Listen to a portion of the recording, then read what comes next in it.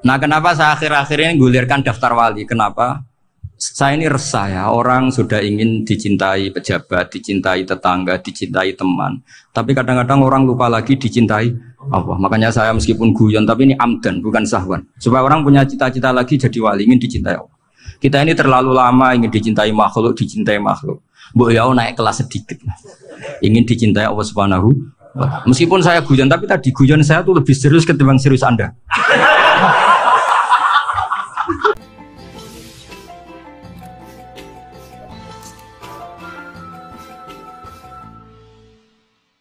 Saya Nawawi karena tadi kata Mbak Firjon ngaji itu harus sama orang yang bersanad.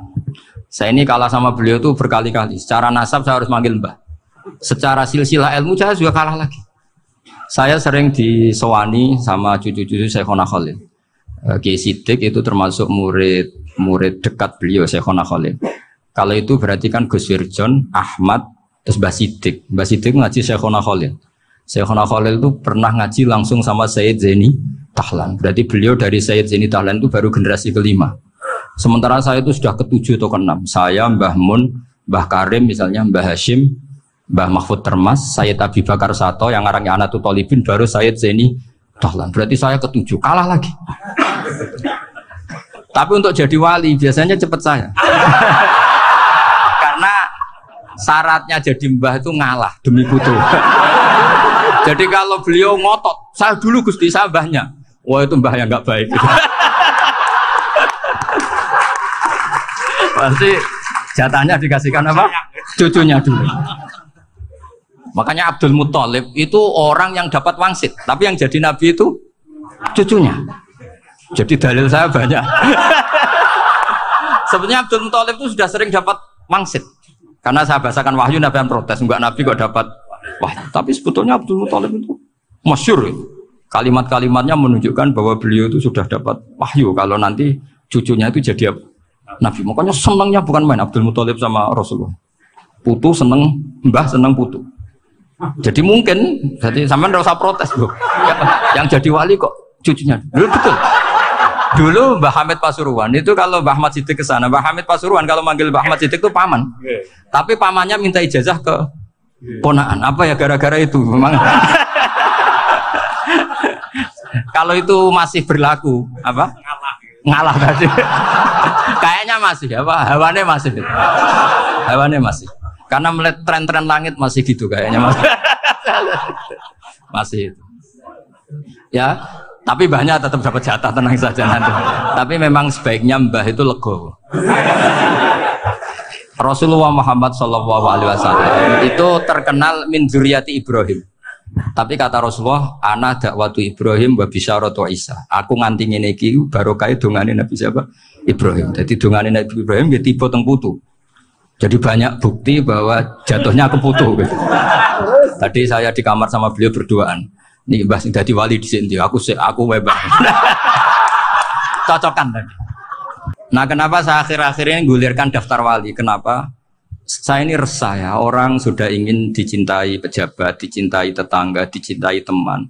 Tapi kadang-kadang orang lupa lagi dicintai Allah. Makanya saya meskipun guyon, tapi ini amdan, bukan sahwan. Supaya orang punya cita-cita lagi jadi wali, ingin dicintai Allah. Kita ini terlalu lama ingin dicintai makhluk, dicintai makhluk. Mbok ya naik kelas sedikit. Ingin dicintai Allah Subhanahu. Meskipun saya guyon, tapi tadi guyon saya tuh lebih serius ketimbang serius Anda. Karena tak pikir. Saya tuh kalau pergi itu seneng ngebis, bukan karena saya tidak punya mobil, tapi saya sering mau butuh itu supaya nggak diganggu. Karena saya tuh harus punya waktu sendiri. Kalau ngebis kan ketemu orang nggak kenal, tapi sekarang ya agak susah, banyak yang kenal. Dan susahnya lagi nggak minta ijazah, minta foto. Aduh. Repot tuh. Mau dibenci itu umatnya Rasulullah Shallallahu Alaihi Wasallam, mau disetujui itu sanatnya mana? Kalau ketemu orang alim minta apa? Foto. Itu nggak ada sanatnya. Nggak tahu saya itu mazhab dari mana itu. Ya mazhab milenial yang jelas itu kan. Ini tak baca ya biar dapat, karena ini kenangan saya sama Mbah Ahmad Siddiq. Saya masih ingat betul beliau ngisi hallnya Mbah Abdullah bin Umar, berarti abahnya Mbah Hamid. Karena mbah saya itu Fatimah binti Khalid bin Umar, kalau Mbah Hamid itu Hamid bin Abdullah bin Umar. Itu saya masih ingat betul zaman itu Mbah Hamid siap hall di Lasem itu rawuh dan saya derek nembah saya karena masih misanan datang ke Lasem. Itu beliau pas itu ngisi sama Mbah Mun. Mbah Mun masih muda, Ki Ahmad Siddiq sepuh senior. Itu beliau cerita bahwa dulu ketika Indonesia dijajah Jepang itu para kiai mimpi dibacakan ayat Ghulibatir Rum fi adnal ardi wa hum min ba'di ghalabihim. Terus ada kiai yang tanya, takwilannya gimana? Ya nanti Jepang pulang bukan karena kita yang mengalahkan, tapi Jepang ada yang mengalahkan sendiri, meskipun tidak kita. Kayak dulu Faris tidak dikalahkan Islam, tapi dikalahkan Romawi, tapi yang senang umat Islam. Wa yauma idzi yafrahul mu'min. Itu luar biasa ulama-ulama kita. Delalah kejadiannya Indonesia seperti itu. Yaitu kita tidak mengalahkan Jepang, tapi Jepang pulang sendiri karena dikalahkan apa? Sekutu. Ya ini saya baca. Ini tidak usah dicek bacanya benar apa enggak.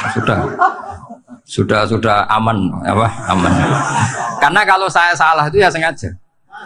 Artinya ya sengaja saja. Ya biasa maksudnya. Saya kemarin ngisi di Pondok Pelosok di Pondok Al Munawir Jogja. Salah itu ada dua, ada salah memang benar-benar salah. Itu nggak apa-apa, bisa dimakfu. Karena mesti sangke wong goblok salah yang terus. Ada salah bawaan ilmu, itu repot tuh dan ini. Karena misalnya kita yang biasa belajar qiraah safah wayah sibuhu, mesti diulang lagi wayah sabuhu. Karena qiraahnya Imam Asim itu hasibah yah sabu bifathis sin. Sementara kita kalau ngaji kitab kulino yahsib. Sehingga kita yang biasa belajar safah itu kalau baca kitab itu kayak orang bingung. Kadang-kadang yang ngaji juga bingung. Gus Pak mau di bulan piling. Ya tepat-tepatan. Ada yang mengatakan Gus Pak bingung. Ada yang mengatakan Gus Pak alim alama. Ya tepat-tepatan nasib. Karena memang ya saf'ah memang seperti itu. Misalnya kufuan. Kufuan itu Imam Asim baca kufuan. Tapi beliau punya murid namanya Syu'bah. Itu kalau baca kuf'an. Makanya kita itu, ini kan khataman Quran ya. Jadi saya menyinggung sedikit tentang qiraah saf'ah. Tadi beliau juga sudah tak kasih kitab saya Hifdzuna Liyadal Mushaf. Sama tak ajari latihan saf'ah. Memang angel ya. Makanya yang nggak bisa itu wong pinter. Sudah tahu angel ya nggak usah diteruskan kan. Orang menghindari barang angel itu pinter apa goblok? Pinter. Berarti wong goblok pinter. Saya tuh makanya sama orang goblok tuh respect. Jadi orang alim tuh angel apa gampang? Angel. Menghindari barang angel pinter apa goblok? Loh, orang menghindari barang angel pinter apa goblok? Pinter. Berarti wong goblok pinter. Jadi saya sama orang-orang goblok itu respect. Sudah tahu jadi orang alim angel ya barang angel ya harus dihindari. Makanya saya ini insya Allah umatnya Nabi yang termasuk yang terbaik. Amin. Karena mencintai umatnya Nabi termasuk yang goblok. Itu udah gampang itu. Karena tadi sudah tahu ya. Seperti itu loh orang naik panjat pinang. Itu yang naik karena ingin hadiah. Yang nonton sudah tahu, wah licin kok dinaikin mau keplotok ya. Tapi orang sepakat yang nonton juga pinter karena sudah tahu ribet kok. Tukun yang pasar kena lah apa mana. Sama juga gitu. Ngalim tafsir angel, ngalim fikih angel. Ada karek ngaji ngerekam kan gampang. Itu pinter apa goblok? Pinter. Iya. Makanya kalau niku mau burohno ngono tok. Saya tadi dinasihati Mbak Firjon, muga-muga hati saya selamat. Saya itu meskipun kata orang banyak, muhibin saya banyak, tapi saya insya Allah tidak riak. Saya itu pakai kitab namanya Tasbidul Fuad, itu karangannya Said Abdul Al-Haddad. Ketika beliau punya muhibin banyak ditanya, bagaimana ya Habib Anda menjaga hati Anda? Jamnya Said Abdul Al-Haddad itu nih, innama alzomu Allah. Mereka itu sebenarnya menghormati Allah, cuma butuh saran, dan itu saya. Jadi saya tahu sampean semua itu mencintai Quran, mencintai sunnah Rasul, mencintai hadis-hadis Rasul. Cuma sampean kan karena nggak paham, terus manfaatkan saya. Jadi sebenarnya saya ini korban. Korban. Jadi saya mau riak gimana? Korban kok mau. Bangganya di mana? Coba sampean misalnya ngaji tafsir, belajar sendiri kan susah. Terkibnya susah, maknanya susah. Bahkan beli kitabnya kadang nggak kuat. Untuk jadi alim tafsir itu kan harus beli kitab. Saya sering belajar kitab itu jutaan. Tafsir Tobari, saya pernah beli kitab Fakhrur Razi itu berapa coba? 27 jilid. Karangannya Fakhrur, belum karangannya ulama modern, Imam Sya'rawi. Itu berapa jilid? Itu jutaan. Saya kemarin juga dihadiahi kitab Pak Quraish Shihab namanya Faidul Bari fi Syarhil Bukhari. Pak Khrushchev yang terkenal. Dia sering diskusi sama saya. Saya ngasih hadiah beliau ngasih hadiah saya. Oh itu harganya nggak kuat. Tidak kuat kadang di Indonesia nggak ada coba. Dan sama orang hebat menghindari kesulitan itu. Nah, kesulitan itu, sesuatu ngaji ikut. Kalau nggak paham, dirukok rekamannya sudah gitu. Pinter mana sampean sama saya? Pinter sampean kan? Bikin sosis susah, beli aja kok repot kan? Nah, makanya nggak boleh orang bilang, wah goblok reso tafsir ku wong pinter. Makanya nanti kalau saya ketemu Nabi tidak termasuk orang yang mentahkir orang Islam. Kafabil mari isman ayah kira akhahul muslim. Jadi cukup orang itu dosa kalau menyepelekan orang Islam, termasuk darani sampean goblok itu dosa.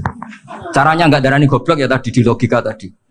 Alim itu angel, dari angel itu pintar. Berarti wong bodoh pintar ya sudah. Tapi tetap bodoh. Tapi ini satu cara untuk saya respect gitu. Coba orang yang ngaji tafsir saya banyak, mungkin ribuan. Itu sebetulnya mencintai Quran. Karena Quran adalah kitab suci yang panduannya umat Islam. Sangat mencintai Quran.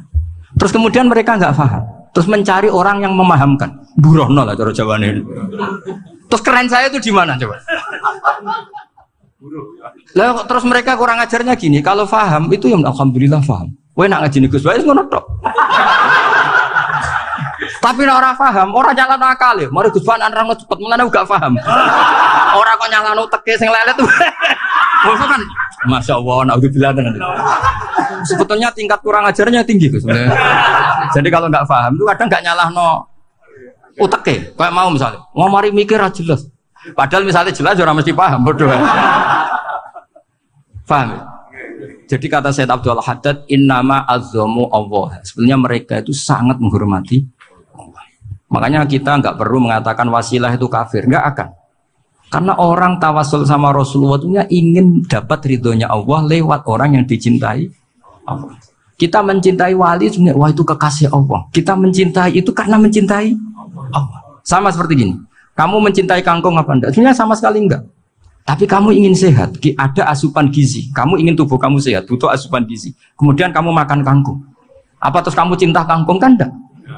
Cinta kesehatan kamu sama. Orang yang mencintai saya ingin kepuasan rohani. Saya kan termasuk kiai yang torekonya gampang. Ini swarga kan akhirnya penggemarnya banyak. Coba kalau kamu ini rokok. Jadi sebetulnya Anda mencintai kepuasan Anda sendiri. Nah, saya ini korban. Makanya untuk masuk surga cepat saya, korban itu cepat. Da'watul mazlum la turaddu kan gitu. Laisa bainahu wa bainallah hijab. Jadi saya kalau dongo langsung seret langit. Karena mazlum. Saya sinau tafsir itu, Mbak, sampean bayangkan ada tafsir itu sudah 27 jilid. Sengarang Fakhrul Razi itu bulatnya bukan main. Karena dia ahli filsafat. Bulatnya Masya Allah. Sudah gitu sinau Jalalain kadang dikomen oleh Sawi. Sudah kita percaya Jalalain boleh dibully Sawi. Percaya Sawi dikandani, oh itu Maliki rasa ribet. Sudah gitu sinau Qurtubi, sinau tafsir Tabari itu susahnya. Belinya susah, belajarnya susah. Padahal saya punya keluarga, punya istri, punya anak. Bayangkan kalau istri saya rewel kayak istri sampai. Wah itu. Tapi alhamdulillah enggak. Sama sekali enggak. Allah sudah milihkan, wah ini bahaya kalau punya istri rewel. Imam Sibawai itu kitabnya banyak, tapi yang terbukukan hanya kitab Sibawai. Karena beliau kalau sudah belajar lupa istri. Hanya pas beliau di pasar, kitabnya dibakar semua sama istrinya. Karena dianggap saingannya. Ternyata yang dicerai tidak kitabnya, malah istrinya. Itu Imam siapa? Sibawai. Tapi alhamdulillah kitab saya nggak terbakar, aman. Saya teruskan ya. Jadi untuk menjaga riya dilatih innama azzamu Allah. Sebenarnya mereka itu menghormati Allah. Sehingga wasail-wasail itu sebenarnya nggak pernah jadi subjek pelaku utama, tetap Allah. Sebab itu kata Sayyid Muhammad, kamu kok mengatakan wasilah itu kafir itu gimana? Ketika innallaha qad ba'atsa lakum taluta malika. Talut itu ya manusia. PD-nya itu apa? Inna ayata mulkihi ayyatiyakumut tabut fihi sakinatum min rabbikum wa baqiyatum mimma taraka alu Musa wa alu Haruna tahmiluhul malaika. Jadi beliau PD itu kalau bawa sunduk semacam peti sakti, sing di situ ada baqiyatum mimma taraka alu Musa wa alu Harun tahmiluhul malaika. Ya kayak semacam jimat. Tapi saya bukan mensyariatkan jimat enggak, karena nanti banyak penjual yang pembohong juga gitu loh. Cuma cerita, kamu tidak usah mengatakan kafir dulu. Tolut PD-nya kalau bawa sunduk semacam peti kesaktian yang di situ ada baqiyatum mimma taraka alu Musa wa alu Harun tahmiluhul malaika. Sehingga Khalid bin Walid meskipun beliau sahabat dan menyaksikan wajah Rasulullah SAW, itu bawa sya'aratun min sya'aratihi Rasulullah SAW, bawa rambutnya Nabi. Perang kemana-mana itu diletakkan di pecinya. Nanti sama tanya lagi, masa pakai peci Khalid bin Walid itu? Wah panjang, sampai itu repot. Sampai tak warai ngaji usul fikih. Usul fikih itu kalau ngaji itu ada istilah tangkihul manat. Ini mestinya wilayah yang kita bisa berdebat sama Mbah Firjan. Dulu itu musuh saya karena saya makili Anwar, beliau makili Peloso. Tapi tahu-tahu kalah tua terus saya mengundurkan diri. Di fikih itu ada istilah, ada tangkihul manat, ada tahqiqul manat, ada tangkihul manat. Tangkih itu kira-kira gini, lafadz hadis itu dibuang sekian untuk tahu bahwa itu madarul hukmi. Misalnya gini, tak beri contoh paling gampang. Saman harus paham, kalau nggak paham nggak pinter-pinter. Ja'a a'rabiyun ila Rasulillah sallallahu alaihi wasallam. Ya karena ini menghormati Mbah Ahmad Siddiq, saya orang alim, jadi ngaji ini tetap ada suasana alim. Ya harus ada suasana alim. Nggak perlu jadi orang alim tadi susah.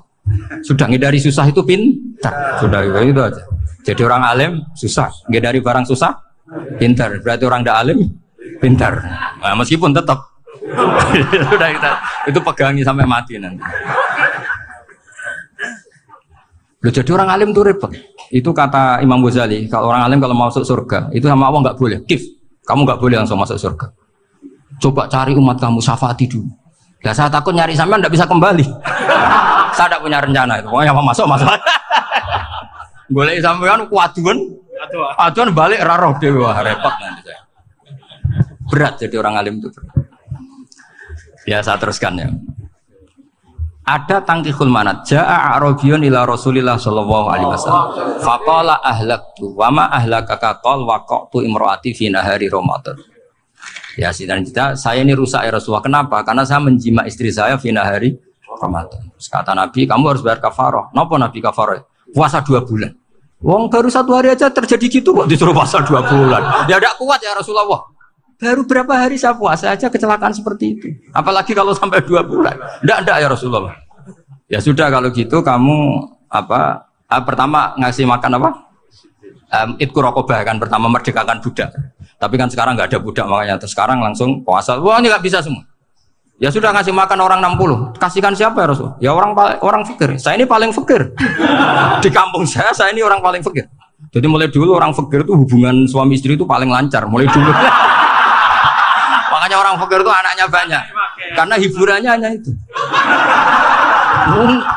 Wong Ramadan aja. Coba. Mau ke ATM nggak punya uang, mau antri di bank nggak punya, mau apa coba? Itu mulai dulu. Ini sanatnya mutasil. Wah, akhirnya sudah sanksinya kan tadi ya idku rokobah atau puasa 2 bulan berturut-turut atau ngasih makan 60 orang miskin. Lalu kata ahli usul fikih, kata a'rabi dibuang, nggak menjadi catatan hukum. Orang kota pun kalau melakukan itu juga kena sanksi yang sama. Imro'atau juga dibuang. Andai kan itu dilakukan untuk amatnya juga ketentuannya sama.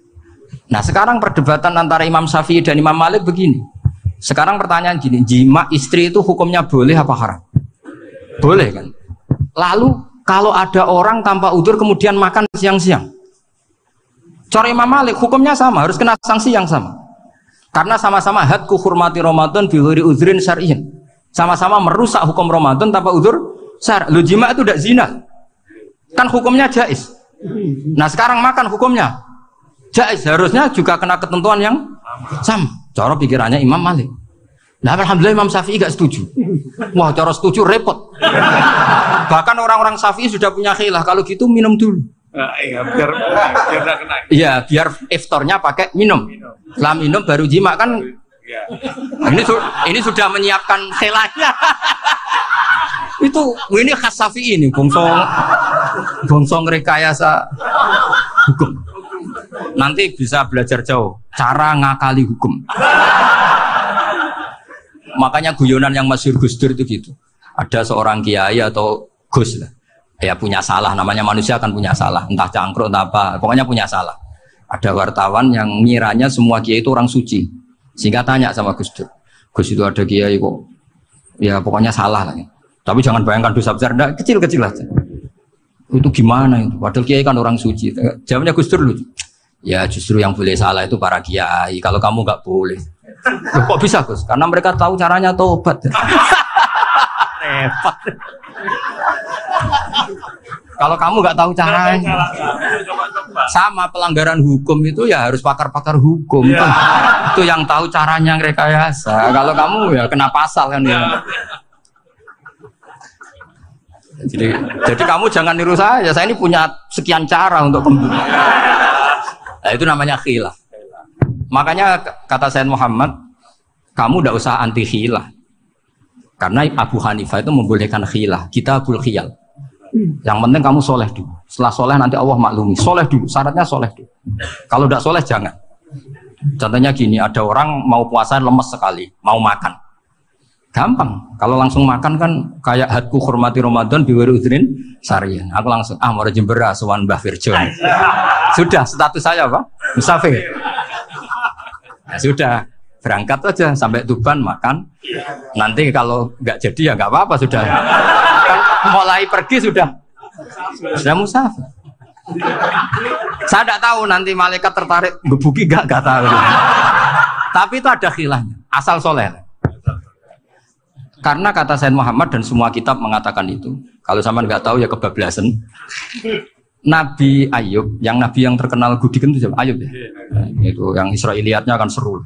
Gudikan dikukur kayak kreweng itu terlalu lah kalau itu. Untuk kreweng konti, uning Arab orang kreweng itu sudah masalah itu. Singkat cerita, Nabi Ayub ketika diasingkan kaumnya itu kan nggak punya sumber makanan. Lah orang lelaki itu mulai dulu egois. Istrinya Nabi Ayub itu cantik sekali, udah cantik, rambutnya bagus. Makanya kamu nggak usah tanya kenapa istrinya kayak banyak yang cantik. Ya, nah warasatul anbiya nggak boleh mungkin. Kalau nggak cantik ya warasatul anbiya dari segi balak. Istrinya Nabi itu semuanya cantik. Nggak usah tanya sebabnya apa, pokoknya gitu, semuanya cantik. Singkat cerita, beberapa kali istrinya Nabi Ayub itu kerja demi bisa nafkahi Nabi siapa? Suatu saat itu tidak ada pekerjaan yang cukup untuk beli roti. Satu-satunya peluang dapat rezeki itu putrinya raja itu rambutnya berondoli. Terus ada sayembara siapa yang rambutnya bagus mau dibeli. Sampai rambutnya istrinya Nabi Ayub itu dijual. Nabi Ayub tersinggung karena itu mengurangi kecantikan. Jadi lelaki mulai dulu gitu. Udah nggak urun kalau istrinya nggak cantik itu komplain. Itu khasnya lelaki. Jadi kalau kamu gitu ada sanadnya juga, tenang saja ya. Komplain ya pegawai. Saking mangkelnya Nabi Ayub terus ngendikan la adriban naki mi'ata sautin. Kamu akan saya pukuli dengan mi'ata sautin atau dengan 100 cambuan. Atau mi'ata dikhtin atau mi'ata apalah sesuai konteks zaman itu. Mau namun pecut tuku konti kok ribet lagi. Singkat cerita akhirnya ketahuan bahwa istrinya menjual itu demi Nabi Ayub. Allah nggak ridho kalau kekasihnya yaitu istrinya Nabi Ayub wis perjuangan kayak gitu malah kena hukuman. Tapi Allah juga nggak ingin kekasihnya yang bernama Ayub melanggar sumpah. Padahal beliau sudah sumpah, wallahi demi Allah nanti tak pukul dengan 100 kali. 100 kali dengan lidi lah misalnya, contoh yang gampang tuh lidi. Akhirnya sama Allah dikasih satu solusi. Wa khud biyadika dikhtan fadrib bihi wala tahnas. Ya sudah, lidi itu ikat jumlahnya 100. Terus pukul sekali saja. Anggap saja sudah 100. Iku pangeran sing wari ngakali ngono iku pangeran. Tapi syaratnya soleh. Syaratnya soleh. Jadi kalau kamu anti khilaf berarti anti ajarannya Allah di ayat itu. Wa khud biyadika dikhtan fadrib bihi wala tahnas. Itu dulu ada, ini cerita di Ithaf. Ini cerita terakhir, ini sudah, sama jangan tambah sudah. Terus pengumuman tadi, yang nggak pernah sepuh, utang saya itu haram. Tadi. Karena tadi saya punya kewajiban di rumah yang bisa menggugurkan ya, kewajiban yang lebih besar. Lebih besar itu ya tadi, bisa pernah guru, pernah sepuh. Yang jelas gak umur. Umur sampean menangkap itu. Tua-tua serepot itu. Ada raja itu ganteng kaya, senengannya nikah perawan cantik. Oh, itu semua kampung mesti kenal. Mungkin digilir atau gimana pokoknya Suatu saat ada pemuda suka sama perempuan yang di kampungnya, cantik sekali. Kemudian pemuda ini ternyata pekerja di kerajaan itu. Tiap hari ditanya, wah itu yang di kampung yang cantik siapa? Mau saya nikahin gini. Wah bahaya ini saingannya raja. Jadi yang dibidik pemuda tadi itu saingannya. Si raja ini orang yang namanya raja kan gengsinya tinggi. Kaifatang kihuha wa kotroa itu kot kobbalaha rojul. Kobok nikahi. Saya itu pernah melihat dicium lelaki. Wah, gak mau. Gak gelem, kadang ditambung lan wakot kobbalaha rojul. Saya pernah melihat sendiri kobbalaha rojul. Dicium oleh lelaki. Wah, sudah gak minat raja langsung. Gak keren. Suatu saat pemuda tadi nikahi perempuan itu. Rajanya marah-marah. Kamu lelaki gak punya harga diri gini. Gak punya selera, gak punya harga diri. Sudah pernah dicium orang kok tetap dinikah. Terus bilang ke raja, ta'rif manir rojul, lelaki itu siapa? Abuha. Kamu tahu lelaki itu siapa? Sopo? Abuha. Bapaknya. Saya kan hanya bilang rojulun. Pernah dicium lelaki. Lah pikirannya raja itu lelaki, kue-kue ngene. Tapi butuh canom mau rojo ben gak sido itu aja tuh. Baru kayak digulirkan gitu wakot kebalaha rojulun. Wah nggak mau. Setelah itu satu saat pegawainya tadi nikahi perempuan. Kamu nggak punya harga diri gini. Kamu tahu mandir rojul apa abu? Wah nak ngono aku gak poho. Lah monggo sakniki wis bojo kula. Ora trimo wis diambung wis macam-macam. Lah itu namanya khilah. Apa? Khilah. Kalau di Balawa disebut tauriyah atau apa. Tapi saya tidak ngajari sampean seperti itu. Sudah pinter sebelum saya ajarin. Bangsa ngakali kan sudah pinter. Ya ini terakhir tak baca Arabnya saja nanti. Bismillahirrahmanirrahim. Biar dapat barokahnya Syekh Nawawi juga barokahnya guru-guru. Bismillahirrahmanirrahim. Wasababu nuzuli hadil ayati annahu kana baina farisa war rumi qitalun wa kana al musyrikuna yawadduna antaghliba farisu ar-ruma. Di anna farisa kanu majusiyan ummiyin wal muslimuna yawadduna ghalabatar rum ala faris liqaunihim ahla kitabin. Jadi zaman dulu orang Islam lebih senang kalau yang menang itu orang Nasrani. Kalau bandingannya ateis. Karena bagaimanapun percaya kekuatan langit. Sementara orang ateis sama sekali tidak percaya kekuatan. Apapun bedanya kita dengan Nasrani itu ada kesamaan, yaitu percaya adanya kekuatan langit. Sehingga ketika orang Romawi kalah itu orang Islam ikut susah. Paham ya? Makanya ini tak baca biar sampean enggak macam-macam pikirannya. Fab'atha Kisra saat terusnya, ya pokoknya seperti itu. Akhirnya Rasulullah SAW berdoa lebih senang yang menang itu Rom karena ahli kitab. Artinya apa? Kemenangan ahli kitab adalah kemenangan makhluk atau hamba Allah yang mentautkan kekuatan kita di bumi dengan kekuatan langit. Makanya saya berharap selain kita ikhtiar medis, kita harus memperbanyak istighfar. Bagaimanapun semua itu dari Allah Subhanahu wa Ta'ala. Kita menghormati negara dengan ikhtiarnya, tapi saya mohon sekali kita juga istighfar, karena semua itu juga ditentukan oleh Allah.